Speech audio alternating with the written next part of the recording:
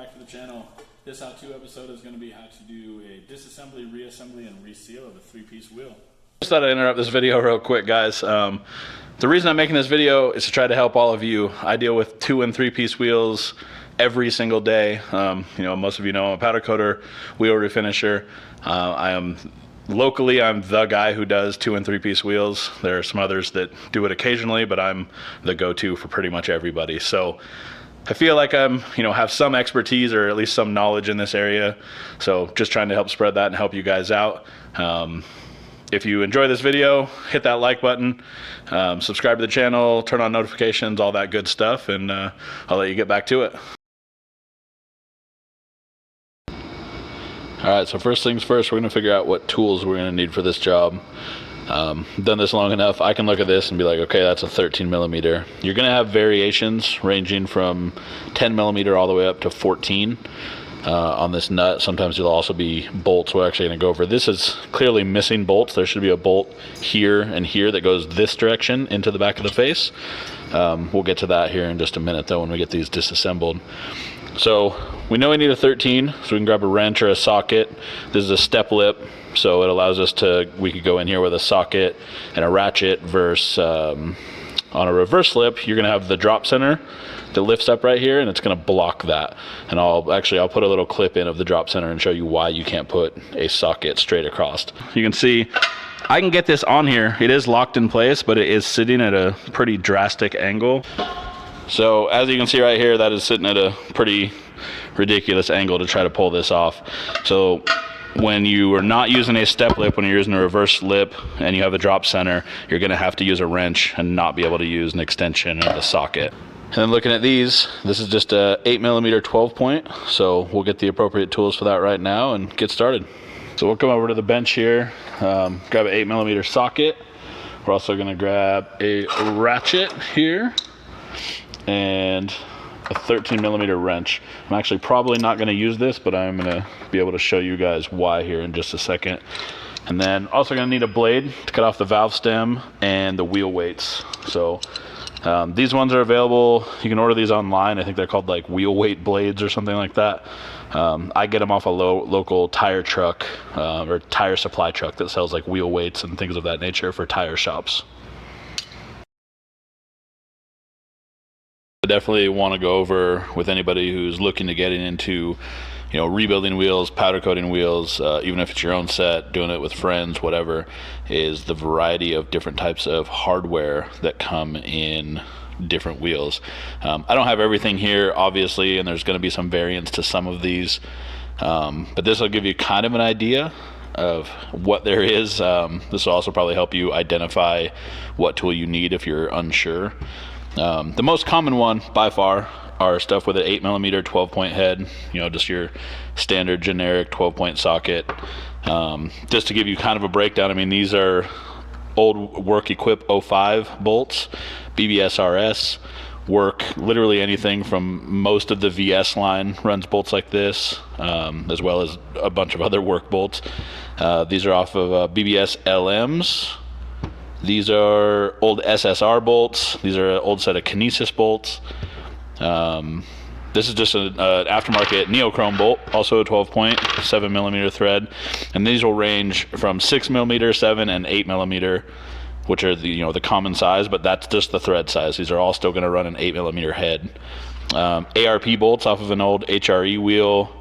Actually, these are the BBS LMs. These are off of, I think, old Enki RS2s maybe, but you get the idea regardless. And then these are actually the back bolts on some old SSR wheels. On that, you have the same style head, but a 10 millimeter 12 point. These are off of Leon Harderit wheels. These are off of an old set of Ray's Sermos.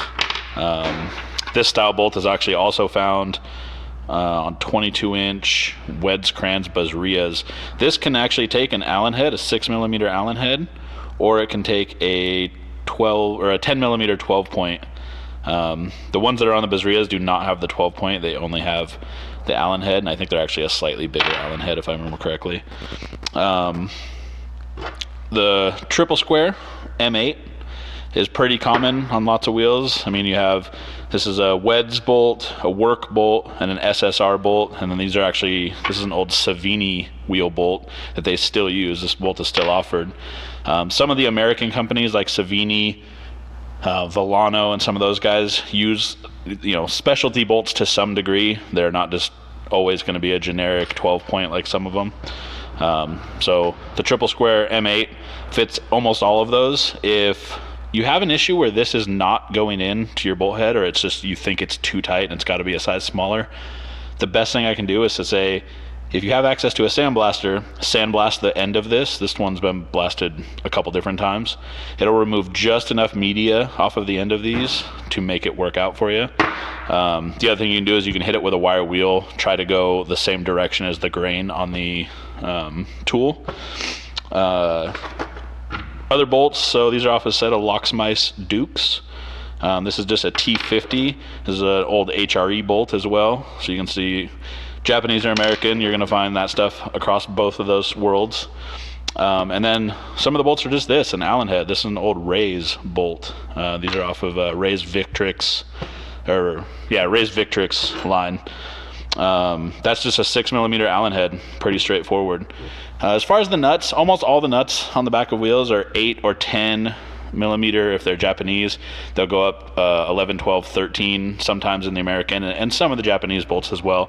They're all just going to be standard 6 points though, so you could just use a generic wrench of any kind for that, or you can use a socket if you can get a socket down in there. It depends on the wheel style. The only real exceptions that I ever see are BBS.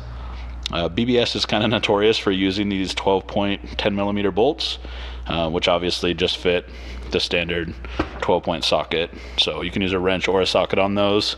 You'll find these on a lot of the OEM BBS wheels, like Style 5s. So just something to keep in mind as we move forward. All right, I should give a bit of a warning here. So I just have the camera set up on a tripod. There are going to be times where I am going to be working probably without or outside of the camera's range. I apologize. I'll try to keep this thing rotated and do it. I just know that in workflow, I'd sometimes move out of it. Understand that all these bolts are going to be the same, so it's all going to be the same no matter what, no matter where it is on the wheel. First thing I like to do is grab some PB. I actually use PB Blaster or Cry Oil if you can get it. Cry Oil is way harder to find, but it's a much better penetrating lubricant than PB. Smells significantly worse, and that sucks, but it works so well. So just go around, spray all your bolts. This is just gonna make your life easier, especially these are chrome wheels or chrome faces, so the bolts tend to get a lot more corrosion on them. And you're just gonna let that sit for right now because we're gonna do some other stuff anyway. So one of the things that you have to do, or that you might as well do if you're already doing all this, is go through and cut all the weights off. Once again, these knives are available online, or I get them from a local tire supply truck. And these are step lips, so it's a little bit easier to deal with, but a lot of times these weights will be right up against the bolts, or the nuts rather, and it makes them really hard to get out. And they're going to rebalance this anyway, because when we put the tire back on, we're going to have to balance it again no matter what. So might as well make your life easier and get these weights out of the way. One of the other things that I try to remember to do kind of first or close to first is cut this valve stem off. Just realized I probably can't do this with one hand, but same knife, just gonna go through, cut this off. Good Lord, I don't know if I can do this with one hand.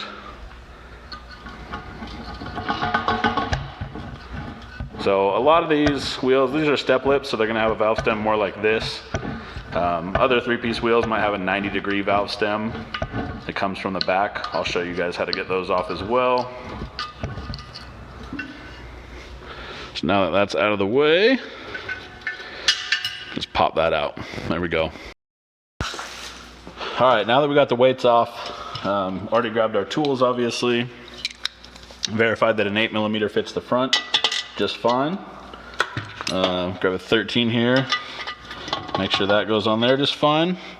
So one of the advantages that we have, because this is a step lip, we aren't stuck using a wrench. I try to take the nuts off the back rather than pull the bolts, every time, just because using an air tool up on the front, I mean, unless you're going to do this by hand, then it doesn't really matter. But using tools up at the front, you have the risk of damaging the face or the lip, you know, if you slip or whatever. So if you use a socket on this backside, just an extension, I'm going to use a impact gun, just to pull all these nuts. You don't have to worry about accidentally nicking the face. These faces are pretty well destroyed, but you know, we're not refinishing these, so we're going to give them back to the customer the same way they gave them to us. And one of the things I'm going to be able to show you is, you might be able to see some of it. There's a piece of silicone that's on the end of this bolt. And what that indicates is that when somebody assembled these, they put a bunch of silicone on this and then put it together and shove the bolts through, which is the wrong way to go about this. You can also see they actually plugged a bunch of these holes, and there's supposed to be a bolt that goes through the other side. We're going to see if we have some of these bolts available in stock and put those back on, just so we don't have to worry about it. So I'm going to grab the impact right now. I guess I'm going to time lapse it, but I'll try to explain to you guys. When I'm pulling apart wheels, I usually just go in a circle. There are people that tell you that you have to do it in a specific order. I've never seen any benefit or any problem doing it either way. So for me, it's just easier to go in a circle. If you want to do a star pattern like some people suggest, just do a star and then rotate it. You can do that. You can grab, if you want to be really particular about it, which some of you OCD people might be that way, you can grab a paint pen and mark like a star, and then just go, as you do the star pattern, just go one to the right or one to the left of that as you go around. That way you'll get a perfect pattern theoretically every time. I'm just going to go through and zip all these out, like I said, in a time lapse. And if I didn't cover something in this, feel free to post it as a question, and I'm happy to try to answer it for you.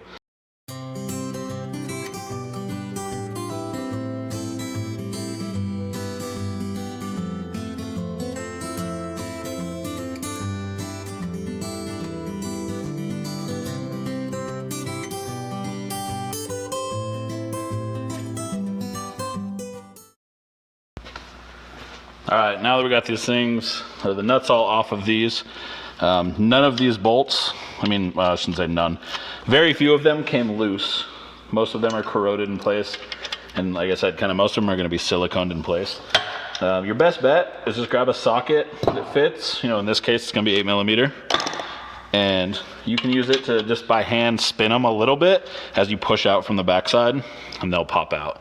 And you can see the silicone that's on this is what's going to be holding all these in place. Whoever put these together did this wrong, and that's why it's like this. But we're showing you the right way to do it. So I guess you can learn all the things that you're not supposed to do and why you're not supposed to do them.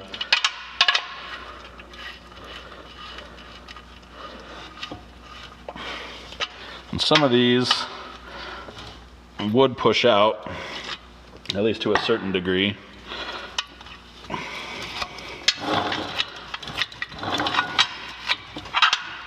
It looks like people have tried to reseal these a couple different times without disassembling them, which is never going to work. This particular job, this is actually just a single wheel that was a local wheel repair place. They don't deal in 3-piece wheels there as far as like resealing goes. They might not even fix the bends in them at this point. I'm not really sure. But they send most of them down to me. That's BTI Wheels here, local here in Salt Lake. I know that Brandon there doesn't like to deal with 3-piece stuff, and this is not the first time that he's sent a customer down to me to handle it. These are, I don't remember what these wheels are. Oh man, getting these bolts out sucks when they're all siliconed in place. These wheels are American made, and I remember that. I know this has a logo on the back. And they're forged radius. I guess they're radius wheels. Like I said, this is just a single wheel that's only in here for a reseal. We're not doing anything else to this thing, despite how pitted the chrome is. I believe when the owner dropped them off, he said that he just wanted it resealed for now, and then he was going to be coming back to me to look at getting them refinished. So I guess potentially look forward to seeing these in a future episode.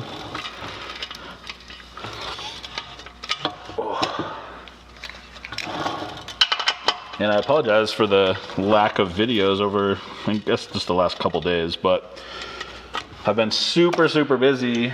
I thought that with the whole coronavirus thing, things would slow down a little bit, and that is not the case. And making some of these videos does take quite a bit of time. So in an effort to get my customers' stuff out, I've been not making videos and just pushing all their stuff through. But I know that I get asked this question a lot on how to deal with three-piece wheels, you know, rebuilding them specifically. So I figured this would be a really, really good opportunity to show you guys how to do this. And then we're also gonna, I guess since I'm already talking about it now, these bolts obviously are pretty gross. I mean, this wheel hasn't been super well taken care of. All the chrome's pitted, the polished lip is all hazy and dirt all over it. There's dirt all over the bolts. The bolts are in pretty good shape. The chrome's not coming off the bolts, which is a good thing for now. One thing I always suggest, if you're pulling your bolts off or a customer's bolts, whatever, one thing that you can do that makes life much better for everybody, wow, this one is not coming out at all. Oh, it's got a bunch of silicone. Is as you're pulling these bolts off, put them in a cup and get yourself some chrome cleaner. I would not suggest this. If they have like a plated bolt, like a specialty bolt, it's maybe a gold or a black chrome, neochrome, some of those, maybe this isn't a good idea. But on chrome bolts, you'll be just fine. Go get yourself some chrome wheel cleaner. You can just generic, let me remember what the bottle of mine is. I think I have like a McGuire's one or something over here. And just pour some of that over top of the bolts so they're soaking in it while you're doing everything else. You won't have to do anything to them. It's gonna clean exceptionally well. I usually will put them in a jar or something with a lid, and then every so often I'll just go over there and shake it up, and the agitation alone pulls off most of the crap. It'll make your life much, much easier, and it looks way better. Your customer, I'm sure, will appreciate it if it's a customer. You could also go through and clean them all by hand, but that sucks, obviously. Like, nobody wants to do that. You can use like a buffing wheel, like a bench grinder with a buffing wheel. We'll speed that up quite a bit. Oh, one more bolt. Okay, and then before we take these apart, there's things you're going to want to look at. Depending on the style of wheel, there are going to be kind of indicators of what you should and shouldn't be doing as far as pulling it apart, marking it if it needs marked. This one, let me make sure this is actually in the camera. Yeah, this one has a notch right here where the valve stem goes. A lot of faces and lips and barrels will actually have a notch cut into them specifically where a valve stem may pass through. So you just want to pay attention to those. I mean, if you know what you're looking at, that's fine. If you're new to this, I would suggest marking it so you know exactly where things line up. And you can use a paint pen. It's not going to matter. You can put a mark there and a mark there so that you know that that's where you're, I mean, you have a valve stem hole, but you can mark it there. And on this back side, you can mark the barrel. I'll show you guys here. You can mark the barrel where the valve stem hole was as well. Yeah, so what you end up doing is just marking this valve stem hole onto the barrel. So you'll know how it goes back together. Most of these only go back, I mean, most of these you can kind of put back however you want, but there are sometimes it is an order of operations, and sometimes these have to go back a very specific way or they won't go back together. We'll show you why on another wheel here in just a minute. These wheels, like I said, are just in here for a reseal, and the reason is there's some holes in the silicone. They were leaking. Like I said, there's some bolts missing in the back of these where they just put silicone instead of actually putting the actual bolts back in place. So that's actually where the leak is. I think this was actually marked somewhere. Yeah, right here is where it was leaking. You can see a tire shop somewhere marked it to show where the leak was, and that's exactly where one of these bolts is. It's where you'd expect it to be leaking. So we're going to cut this silicone right now.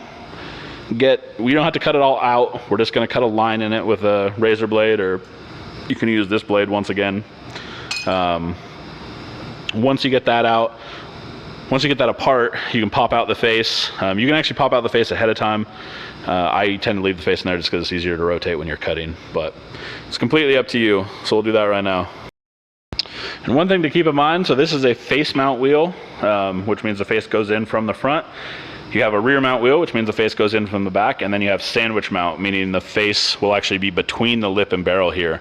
That is going to affect your silicone. If it is a sandwich mount, you have 2 lines to cut as opposed to 1 line, because you're going to be, separating. Like I said, it's like a sandwich, and picture the lip and barrel of the bread, and the face is the meat of the sandwich, or peanut butter, or whatever, if you're vegan and don't like meat for some reason. Once you cut this silicone, these pieces will now separate because they're all unbolted. Might take a little bit of work, but we'll get to that and see what happens right now. Hopefully I don't bump this camera because I set it in a terrible location.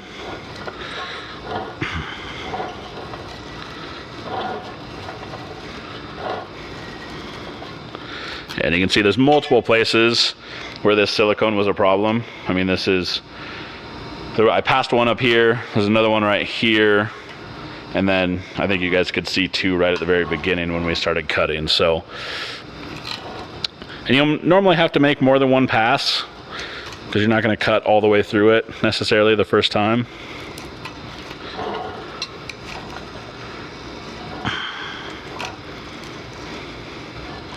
And hopefully we'll be able to cover, I have a couple different wheels here to do. We're not going to go through the whole process on all the wheels, but I will show you kind of the variants of what you might run into depending on the type of wheel that it is, or the style of wheel.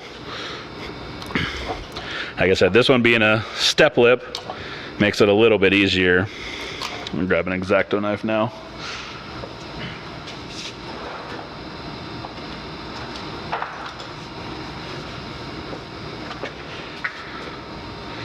I use an X-Acto. I usually cut with that first blade just to get it in there, and then now that I know that I'm going to be down in between the lip and barrel, use the thinnest blade I can find, which is X-Acto knife or scalpel blades. I know a lot of people like to use scalpel blades. You can buy that stuff on Amazon. You just want to make sure that you cut as much out as possible, or make sure that you cut all the way through, because that'll make separating these a lot easier. These ones are going to be a little bit of a hassle, I'm guessing, just because they're chrome and the way it corrodes is so different. But now that is cut, I guess we're on to the next step. Actually, one thing I should get to before we move on here. Some wheels, mostly Japanese wheels, you'll very rarely find it on a set of American wheels. Some German wheels are like this, or European wheels. It's almost all Japanese wheels, though, will be welded lip and barrel, meaning it's basically robotically welded right here where the silicone goes. So there will still be silicone on them. The companies usually will put silicone on, so even if you remove that silicone, they're going to be welded. If that is the case, I'm not going to tell you that you can cut it with a grinding wheel or a cutoff wheel, but I've seen people do that. I definitely don't suggest it. What I suggest is find a local machine shop with a wheel lathe, or a lathe big enough to put a wheel in, and they'll go in basically with a bit and cut that weld for you perfectly. So you'll end up with a usable lip and barrel. The chances of you doing it with a cutoff wheel and getting a usable lip and barrel are not good. So this is a good opportunity to show you guys. This is a welded lip and barrel. This setup is also a sandwich mount, but because it's welded, I'm not gonna be able to show you beyond that. So once you remove the silicone, which I just did with that same wire wheel, you can see there is a weld underneath it. So if you run into that, and you don't need to split this apart, then don't. There's no reason to. If you're going to be replacing the lip or going to replacing the barrel, you're going to need to split this apart, and that's what I mentioned, going to a machine shop and just having them cut this on a lathe. And this is what you don't want to have to do. But I'm kind of glad it happened because I can put it in this video. So I can't get this face out. The corroded chrome is probably causing most of that to be an issue. So the best thing to do is take a tire that's the same size as your wheel, drop it down in the bead of the tire so it can't go anywhere. I usually put it on a piece of cardboard and use a towel underneath just to protect the face because it is going to drop down to the ground. If you're redoing the faces, obviously it's less of an issue. We're not redoing these faces. Like I said, don't want to damage a customer's wheel. So we'll put a towel down on some cardboard so we don't have to worry about it. And the next step is going to be taking a piece of wood and a hammer and pounding these out. I will say that you can use pretty much any type of wood you want. The harder the wood, the better, for obvious reasons. Cheaper wood, like a standard just building 2x4, is going to split typically if you hit it enough times with a hammer. I'm using a 5-pound sledge, just a little baby sledge here. The reason you use wood is because you don't want to use a hammer on the face. You can use a rubber mallet. Actually had one sitting here somewhere, a 5-pound rubber mallet. You can do that, but it's really hard to swing down into the wheel with one of those. So this is a great option. You do it the right height. You can stand up while you do it, which gives you a little more leverage. And what you want to do is just hit the top, or hit just the mounting pad. You might have to go in like a star pattern to kind of knock it out, depending on how much yours is stuck in there. But this is a pretty common thing, so expect to have to do it. And now we got this all separated or cut, so it should be able to be separated. And now you got your face out. So, oh, looking at this, it doesn't actually have bolt holes in those other areas that I was thinking that there would be. I was thinking there'd be, oh wait, where's my hand? Let's see. I was thinking there'd be threaded bolt holes that you would, these are standard American 40s. So there's 40 bolts or 40 holes all the way around this lip. And normally the faces, even though some of the bolts aren't visible, there'll be a bolt from the back side. We'll go over that here in just a minute though. All right, so now we got the face out. The next step is to see if you should be able just to pop these apart now that you've cut it, assuming you've cut the silicone enough. If they still don't come apart, run a blade back through it again. If for some reason they will not come apart, you can do this, but you need to be extremely careful when you do it this way. You can take a flathead. You want a fairly thin flathead screwdriver. You're gonna put it, these are already splitting. I'm just showing you how you can do this. You're gonna wanna put it right at the groove, the silicone line, which should be visible. I mean, even if you started cutting it, you shove this down in there, it's gonna kind of find itself, self-center itself.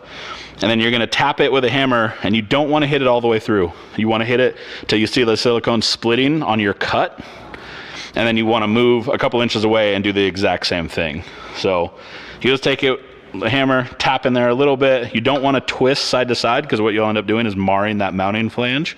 You can go back in there and sand that and smooth it all out, but why create extra work for yourself? So you just pop this in there, it'll separate itself on its own, and then you get it apart.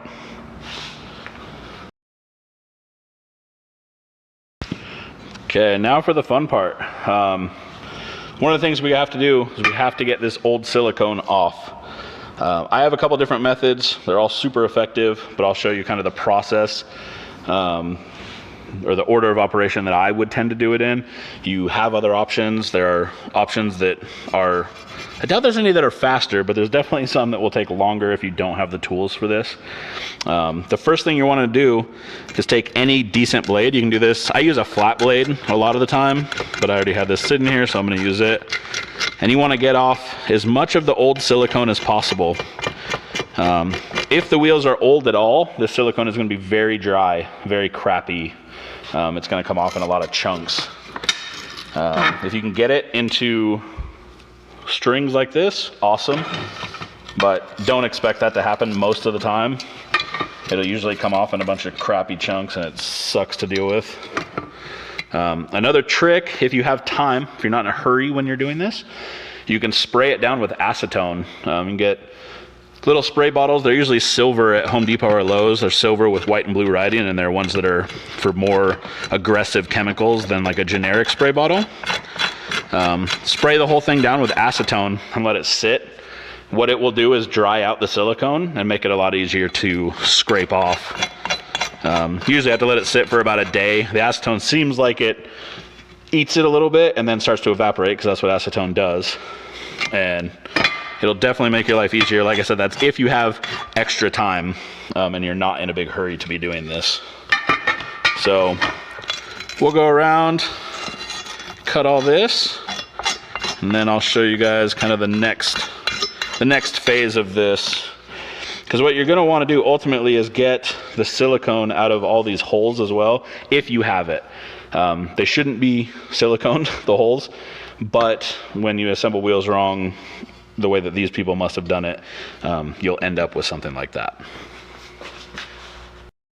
A great tool for getting silicone out of holes like this, I mean, you could sit there with an X-Acto knife and go in a circle and cut them all out, and then you'll usually be fine. Or you can use a deburring tool like that, and it will end up just cutting the edges of that, and those will all just fall out. You might have to blow on them with some air to get it all to drop out. But these deburring tools, I think you buy the tool and a bunch of the little bit things that do wear out. You can get 10 of them. It's probably like $14 for the whole kit. So look on Amazon. It's just called a deburring tool. Machine shops use them all the time. So if you have a machine shop local to you, you might be able to buy them from them if you'd rather go that route. A lot of tooling supply places will also have them. We have one near us called Marshall's Hardware that sells a lot of that type of stuff, and I know you can get them there as well. All right, so now that these are all done, the next step is going to be, I'm going to have a wire wheel attachment.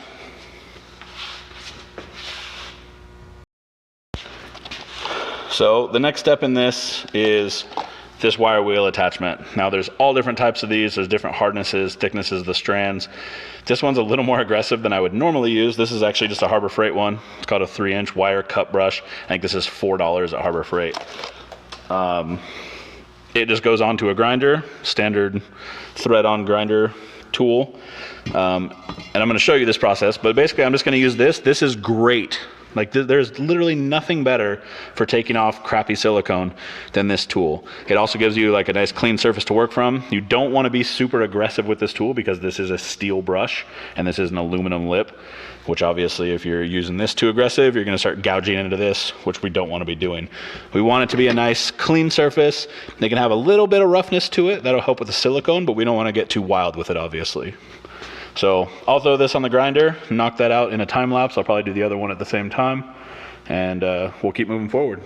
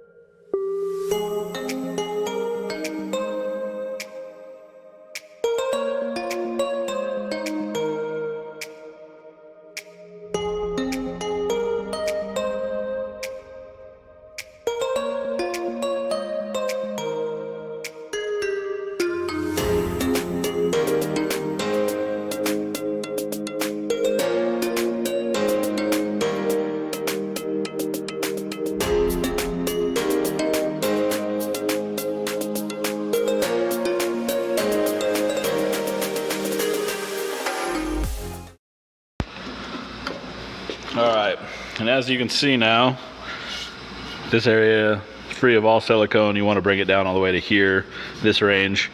Gonna go through now and clean this. I use denatured alcohol for this process. You can use wax and grease remover like Prep-All, or any wax and grease remover is going to do the same thing.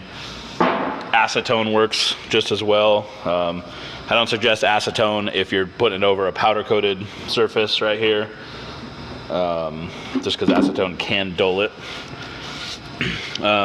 or it has the ability to dull it. It shouldn't if it's fully cured, but you never know if somebody else is doing the work. So go around, make sure this area is nice and clean. You probably saw in the video, I also did this inner bore flange right here. That's just going to make dropping the face and stuff in a little bit easier and get rid of any contaminants, dirt, silicone, anything that might have been built up in there. Definitely help you dropping the face in. I'm going to leave the silicone plugs that basically ended up in some of these holes. There's no real reason to take them out. We're not going to put bolts through them or anything. It's just those ones that I thought that there was going to be a threaded bolt that went into the back of that face, but apparently this manufacturer does not believe in that. So we'll get this thing wiped down and grab the lip and do the same. And I don't know how much it shows in the time lapse. I mean, I didn't spend much time with that wire wheel doing that, or the wire cut brush, whatever it's called. It's a pretty quick process. It looks like somebody has used a grinder on these to remove silicone in the past. I don't know if they're going to show up on camera, but there's definitely a bunch of marks around this. They shouldn't be a factor for what we're doing, but you never want to be using an actual grinder to take off stuff like that. It's just a little too aggressive for aluminum. So we'll wipe down this flange just to make sure. That's weird. Almost thought that was chrome plated for a second.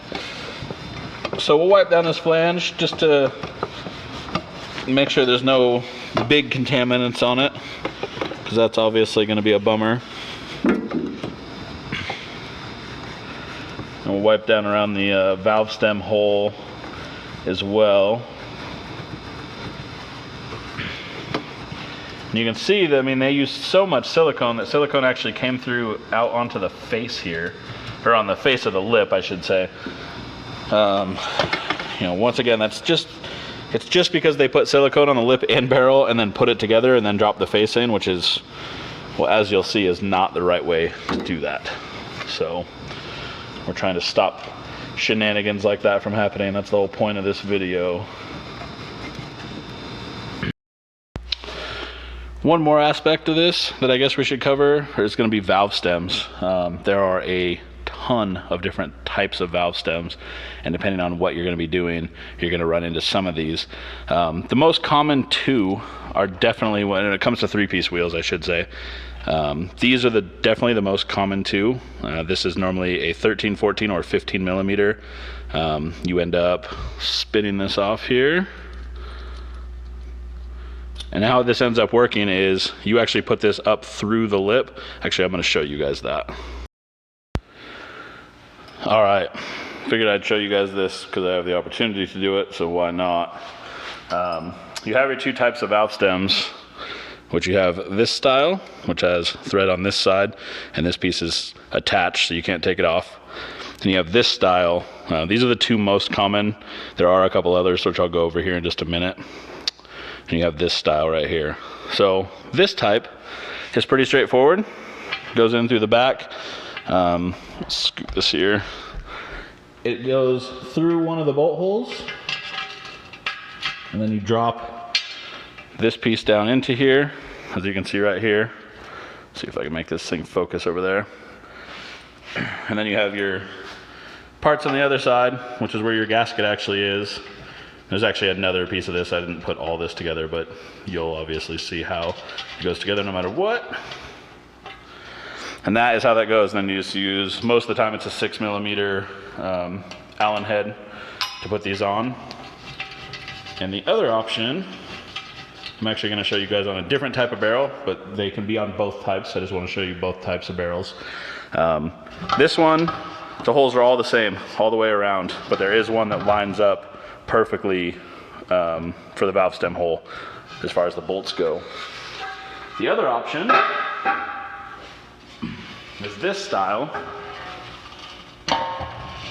and this one, this is actually a lip, but I mean it's the same concept. This one, you can see this hole right here. See if I can make this focus again. This hole right here is notched, and that is to accept a valve stem. Wheel manufacturers will do these slightly different, so it goes manufacturer to manufacturer. That's the only real variance in it. If you have a notch like this, that is where your valve stem goes. Occasionally, there will be a notch between holes, depending on the style of wheel, and if you have a notch right there, that is where the valve stem goes. You can usually tell, I mean, just looking at it, but I'd hate to see somebody put one of these together and then realize, oh, I haven't put the valve stem in yet, and go to do it and it doesn't fit. A lot of wheels actually require, especially if you're using 90-degree valve stems like these, require these to be put in the middle of the process, not at the end of the process, especially this style where you have to shove it through and, you know, fit it up in a certain area. This style is a pain in the ass, but it is the most common on Japanese wheels, and you have to make sure that you put this in the barrel before you do the lip and the face attached to it. All right, I went through and dug through some of my spare lips to find one of these that has the notch between the bolt holes, like I said. So this might also be a thing that you run across. Sometimes, very rarely, there will be a notch like this and a notched bolt hole, or sometimes in a large bolt hole, and that's the one for the valve stem. So it's just a matter of manufacturer. There's so many variables. I'm trying to kind of cover it all. I know it gets a little bit confusing, but as you go through the process, you're probably not going to run into mixed of these on sets of wheels. So hopefully that at least helps some of it. All right, as far as other valve stems go, like I said, for 3-piece wheels, especially with reverse lips, these are going to be the 3 most common types. This one is very similar to this style, but it's a 45 degree as opposed to a 90 degree. Actually, they have these in 60, 45, and I think one other as well. This one just happens to be gold plated, but that doesn't really matter for this. Step lips, or a lot of 1-piece wheels, will use these different types of valve stems. I mean, this is just a traditional like Enki style. This is what you find on RPF 1s, NTO 3s. Things of that nature if you get the factory ones. But these are all different styles, so just beware. You can usually buy these, like I said, from tire supply people.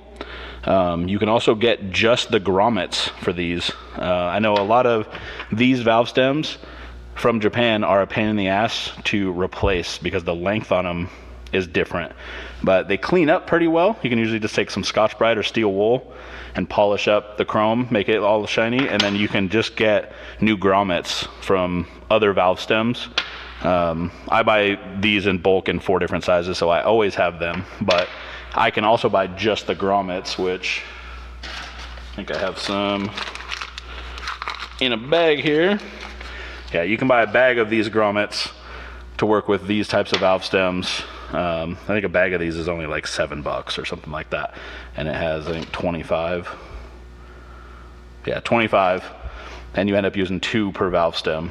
So might be something to look into. If you guys ever need stuff like this, of course, contact me. I can definitely sell it to you. So we'll keep going. All right, so next up we have silicone. These ones just happen to be black, and this is the gray metallic. It comes in clear. I actually use clear more than anything. The fact that I grabbed this many of the black ones just is kind of random. This is just off the shelf. I mean, you can get this at Home Depot, Lowe's, Walmart. Target sells this. Anywhere that sells any home goods of any kind will have this stuff. The black and the clear, most of the colors are, I think, $6 a tube. The gray metallic one is a little bit more. I only use this to do, if I'm doing wheels that have a black lip and a black barrel, I'll use this just because it's a little bit easier to see. These ones, like I said, are about $7.50. The other ones are only about $6. This comes in black, clear, white, I think like an almond color, and then there's like a darker tan color as well. It's totally up to you what you use. Doesn't matter one bit. I have noticed that it seems like the black one and the white one seem like they stay tacky for a little bit longer. They dry just as fast. They just seem like they're a little bit tacky for longer than like the clear or the metallic one. This stuff has to sit for 24 hours. At least 24 hours after you seal it in like a warm room. You don't want it in like a cold shop or outside or anything like that before you put tires on. You could put them on faster. I actually recommend waiting 48 hours, especially if you're new to this. The reason being that if you put tires on too soon and you pressure, put air in the tire, it'll blow this stuff out if it's not cured, and then you have to pull everything back apart and reseal everything. And unless you're in a huge hurry, there's no reason to do that because you just doubled your work for no reason at all. So You need that. You need a caulking gun, which you're about to see. We're about to reassemble this wheel, so you'll see the caulking gun in use. Once again, you can get this anywhere that you can buy this. You can also buy the caulking gun. So let's get going. All right, now that we got this thing all cleaned off, all the flanges are all clean, silicone's removed, wiped all down with alcohol. We are, lip and barrel, you want both of them to be completely clean. Next step is going to be putting the lip down. Now, like I mentioned before, we marked these, and you're going to want to go back to your marks if you did that. I marked it, but it didn't matter because I already know how it goes. Do it like that, and you want these lined up as best as you can, obviously, to start with. And then what I like to do is I'll grab 5 bolts and put in like a star shape, just to help guide this in straight. This one actually has an area where that valve stem hole is to line up.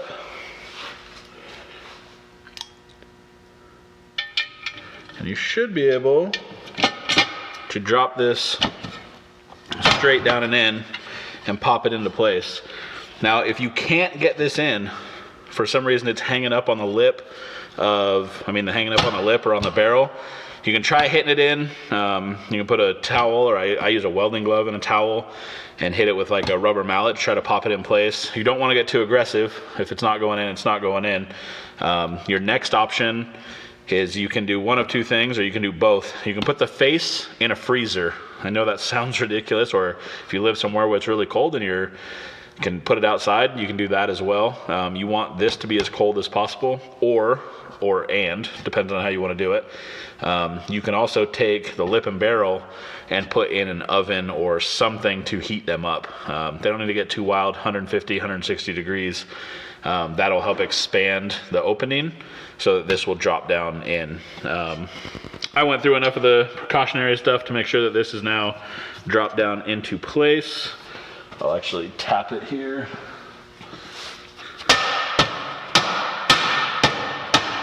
Just to make sure that it's all the way down.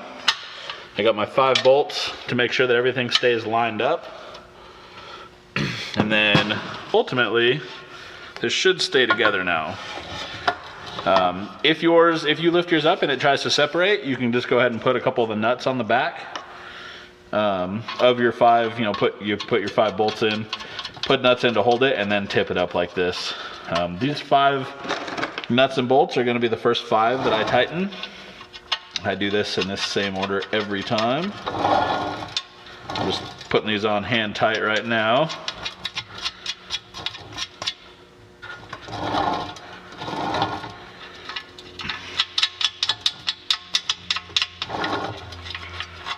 Do one more here.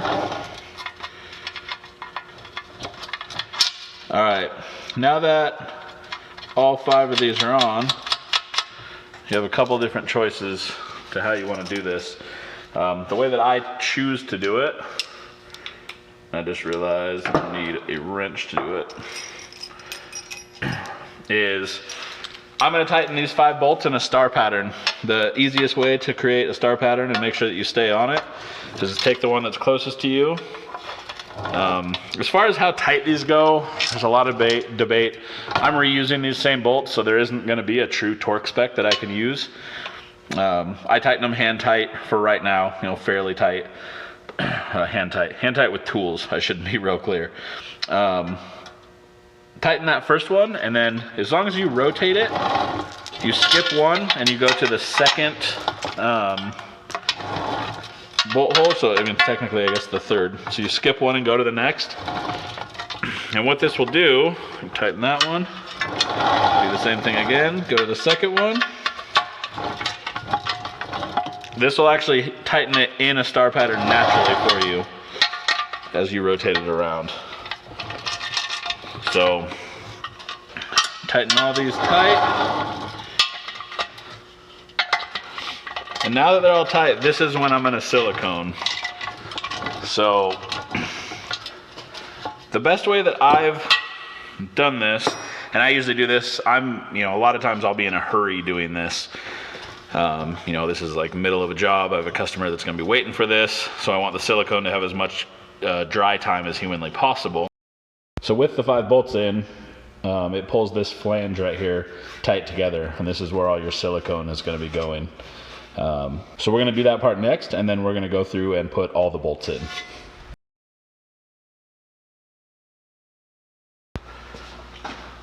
All right, so as far as siliconing goes, you can put tape on each side to where you don't want the silicone to be, to give you a nice clean line. I think there's easier ways of doing that, and I'm not a child, so I can pretty much get the silicone where I want it to be. I put light pressure on the silicone and run this bead through here, and you'll see it as it starts to come around on that other side.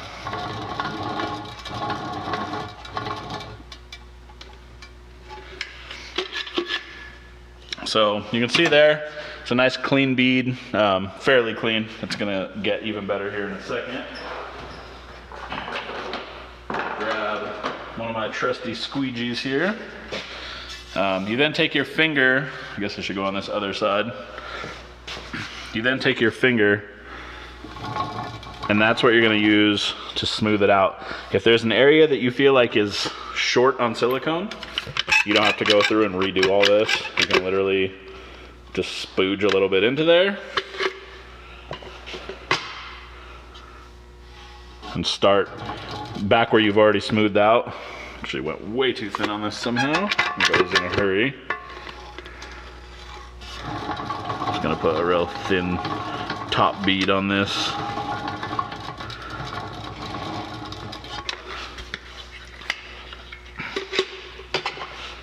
So now, put your finger in here and you just rotate it. If you don't have a table like this, you don't need a table like this.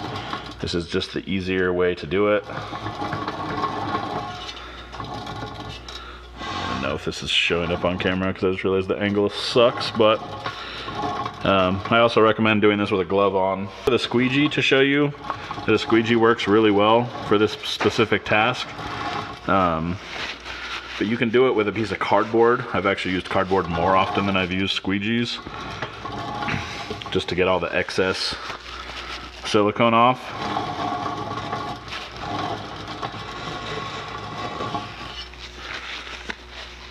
And the reason that you want all the excess silicone, there's a couple different reasons.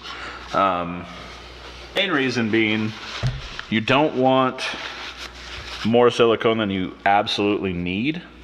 And the reason that I say that is because if you have a bunch of extra silicone, it just takes longer to dry. It doesn't seal any better. It has nothing to do with how well it seals. So you can go through, scrape as much of the excess off as you can. That's your best bet. The other reason that you don't want to have a bunch of extra silicone is because the more of these edges that you create where silicone is, the more likely it is that the tire, whoever's installing your tires, can catch the edge of that silicone and rip it. And that is the absolute last thing that you want to be doing. So you can see I'm cleaning up this line just with a paper towel the rest of the way. As long as it's thinned out, that's all that really matters. This being a step lip makes it a little bit easier. And then one thing you want to do for sure, because this is a step lip, this is where it's going to happen most often. You don't want to have any silicone in the valve stem or valve stem hole. So you can grab a pencil, a bolt, an X-Acto knife, anything, and go through and clean that out. You don't want it to dry in there. You don't want it to have a buildup in there at all, because there's a chance that it will stop your valve stem from seating fully. And then of course you just have a leak where your valve stem won't seat all the way. Now on a rubber valve stem, it's probably not going to be an issue, but if you're using a metal valve stem, there's more potential for it to be a problem. So as you can see, nice, clean, smooth line, minimal amount of silicone. You don't have it gopped all over. I have There's a couple people local to me that offer 3-piece, you know, in their garage. They're assembling 3-piece wheels for friends or random customers, whatever, and they'll apparently use an entire tube of silicone to put a set of wheels together. I can usually do multiple sets of wheels on a single tube. And when I say multiple, I mean like 4. So shouldn't really be an issue. Like I said, you're using a bare minimum. What we're going to do now is go through and put all the other bolts in. Doesn't matter, we're just putting them all in, then you got to spin nuts on, so you can just put them in whatever order you want. We'll just pop all these into place here. And these ones are hanging up a little bit. You'll see that I'll have to push some of these in a second time, because the chrome plating that's on this face is coming off and it's actually hanging up on the lip of these, or the flange I should say, of these bolts on this flange right here. So like I said, I believe this customer is going to have me refinish these at some point, but that is not what we were doing this time. We were just doing a simple reseal.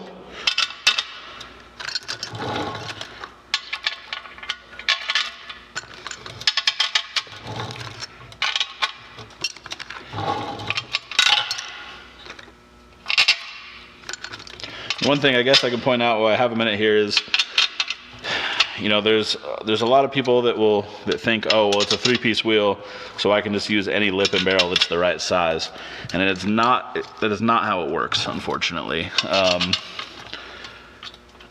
There are what are called standard American 40s, which that happens to be what this is. Standard American 40s are all the same size. So like all the US wheel manufacturers use lips and barrels from the same place. There's a few exceptions. I believe 7K's stuff is all from China, so it doesn't follow the same pattern. But most American wheel manufacturers have what are called standard American 40 lips and barrels. So that's 40 bolts in a standard bore with a standard pattern. So they're all basically all interchangeable.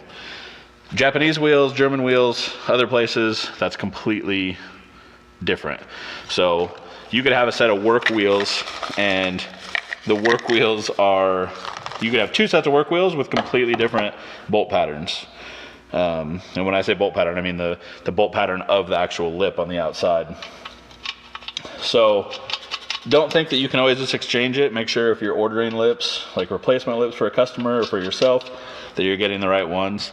VR Wheels has most of the different patterns that are needed. They order blanks in, and then cut them as you need them, as opposed to just having whatever in stock. VR Wheels is a great choice. There are some other companies that get recommended from time to time. The only ones that I tend to tell people to avoid are ones like 3-Piece US.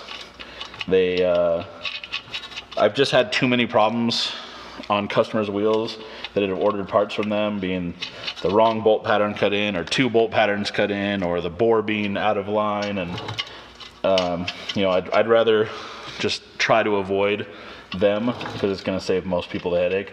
VR Wheels never messed up a single set for me. I've seen some people complain about them, but as many customers as they have, the limited number of mistakes I think is probably acceptable. So I'll put a link for VR Wheels down below as well. If you need replacement hardware, which you're going to run into occasionally, sometimes you'll break bolts. Everything's going to be M6, 7, or 8, like I showed you earlier in the video. Most of that stuff is available through a couple different places. I'm going to put both of them down in the description. One's SRR Hardware. They're out of, I think they're out of the UK somewhere.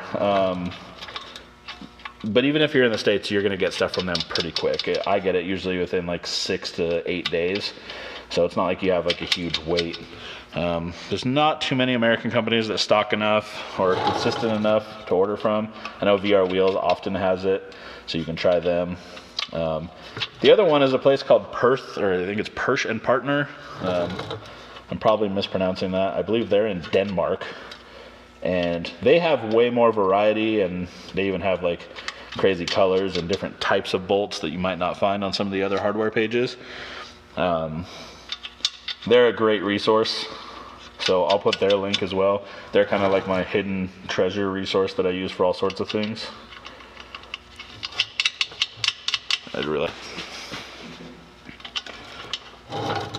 All right, now that the nuts are all spun onto all these, because I compressed this down with 5 bolts, it's already all seated, you know it's all good, or I know it's all good.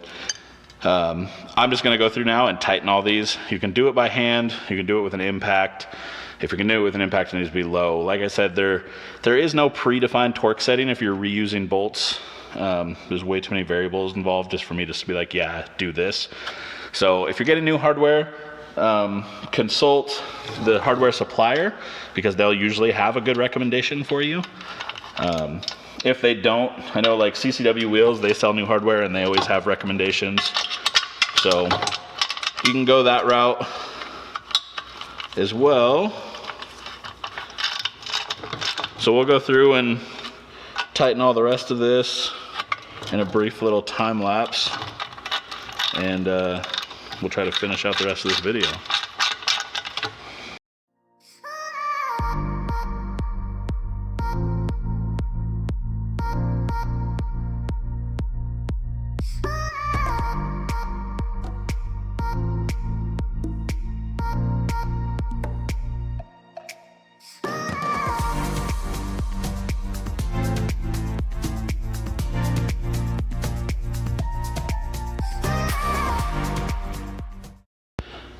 All right, so the only other thing that I can kind of go over and recommend is going to be Loctite. Now, there's a lot of debate back and forth.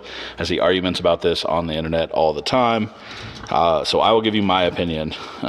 If your customer wants you to Loctite them, absolutely. Use the blue Loctite. That's the removable kind. Never use the red. You'll put it on the bolts. They actually make a stick that I think is easier than the actual liquid because you just drag it on the threads on each one before you put the bolts in, and that's your best bet. What I choose to do most of the time is I use the green Loctite in the gel. It's a penetrating Loctite, so once you're all put together, you can go through and dab gel in the corners of each of these and it will penetrate in and lock that nut in place. It's also removable just like the blue. So I just like that because you end up not getting Loctite on the faces, especially if you just refinish the faces. You don't want to drag Loctite on each one, and it makes it a lot easier than putting Loctite on each one after it's already gone through. So these things are going to cure overnight or for the next 24 hours. Get the tire on. You can see this silicone looks all nice. And we'll get the tire on and get it back to the customer. All right, guys, hopefully you found some use in this how-to. I understand that it was this video I know is going to be incredibly long, and I apologize. I was trying to cover all the different varieties, types of valve stems, bolts, different silicones to use, different ways of doing things, just so that none of you guys would have any issues. Hopefully, as I edit this, I am happy with the results. I might put little notes in the description or more links in the description. There might also be some random notes throughout the video, obviously. So, once again, hope you guys enjoy. If you're new to the channel, hit that subscribe button, turn on the notification bell, see more of this. If your friends are trying to get into 3-piece wheels, be sure to send this to them so they can at least have an idea of the right way of doing this. Came across this video randomly and thought it was worth it. Give it a like. Always trying to increase the numbers, get us higher up in the YouTube algorithm. All right, well, until next time, thanks again for checking out the video. Absolutely, before I forget, I wanted to thank all of you guys who have subscribed. Went over 700 subscribers here just in the last couple days.